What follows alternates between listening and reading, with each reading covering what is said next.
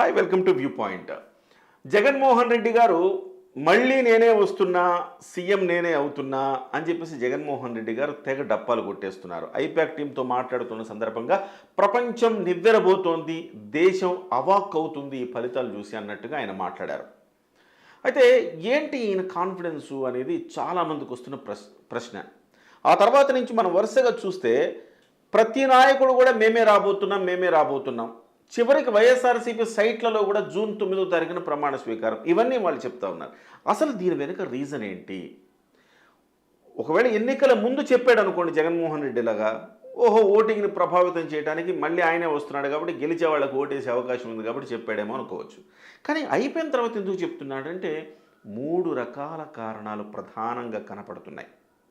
మొట్టమొదటి కారణం, పెండింగ్ బిల్లులు అధికారుల చేత సంతకాలు పెట్టించుకోవటానికి. ఇప్పటికే జగన్మోహన్ రెడ్డి గారు ఎన్నికల ముందు వరకు కూడా టకటక చాలా వరకు పెండింగ్ బిల్లుల మీద సంతకాలు పెట్టించారు. ఇంకా కొన్ని ఉన్నాయి, వాటి మీద సంతకాలు పెట్టించుకోవటానికి జగన్మోహన్ రెడ్డి వారి వంది మాగదులు కొన్ని వేల కోట్ల రూపాయల పనులు నామినేటెడ్ వర్క్స్ వాళ్ళకి ఇవ్వటం జరిగింది. ఆ పనులన్నిటికి సంబంధించిన సంతకాలు పెట్టించుకోవటం. ఒకవేళ జగన్మోహన్ రెడ్డి గారు మళ్ళీ రారు అనుకుంటే కనుక అధికారులు ఆట ఆడేసుకుంటారు. కాబట్టి అధికారులకు అలాంటి అనుమానం కలగకుండా ఉండటానికి ఒక మేకపోతు గాంభీర్యాన్ని జగన్మోహన్ రెడ్డి గారు ప్రదర్శిస్తున్నారనేది ఫస్ట్ రీజన్.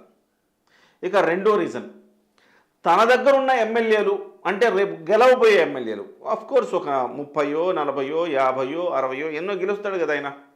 సో ఆ గెలిచే ఎమ్మెల్యేలు ఎవరైతే ఉన్నారో వాళ్ళు కప్పదాటు వ్యవహారం చేయకుండా తెలుగుదేశం జనసేన కూటమితోటి వాళ్ళు బేరసారాలు చేసుకోకుండా ఉండటానికి వాళ్ళందరినీ కూడా కలిపి ఉంచడానికి కూడా ఆయన వ్యాఖ్యలు చేశారని మనం అర్థం చేసుకోవచ్చు.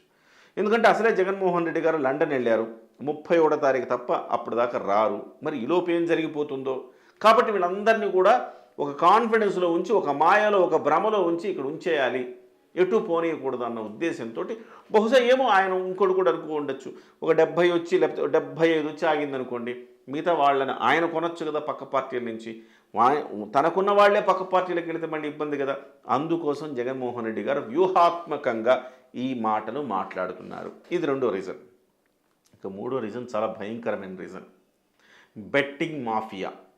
బెట్టింగ్ మాఫియాలో ఇవాళ జగన్మోహన్ రెడ్డి గారు గెలుస్తారు అని బెట్టింగ్ వేస్తే 1కి 4 డబ్బులు వస్తాయి. ఆ రకమైన బెట్టింగ్లు జరుగుతూ ఉన్నాయి. ఇప్పటికే ఆ బెట్టింగ్ మాఫియాని ప్రభావితం చేయడానికి, బెట్టింగ్ మాఫియాలో తన అనుయాయులకు మేలు చేసుకోవటానికి, ఆ బెట్టింగ్ మాఫియా కోసం ఈ రకమైన వ్యాఖ్యలు ఆయన చేశారనేది కూడా మూడో కారణం. మరి ఏంటి అలా వ్యాఖ్యలు చేస్తే సరిపోద్దా అంటే, మనం 1992 స్కామ్ సినిమా మనం చూస్తే మనకు అర్థమవుతుంది ఏ రకంగా ఏ షేర్లు పెరుగుతాయి ఏంటి అనే దాని మీద ఎట్లా హర్షద్ మెహతా ఒక స్కామ్ చేశాడో, ఆ రకమైన బెట్టింగ్ మాఫియా స్కామ్కు ఈ వ్యాఖ్యలు కారణం కాబోతా ఉన్నాయి.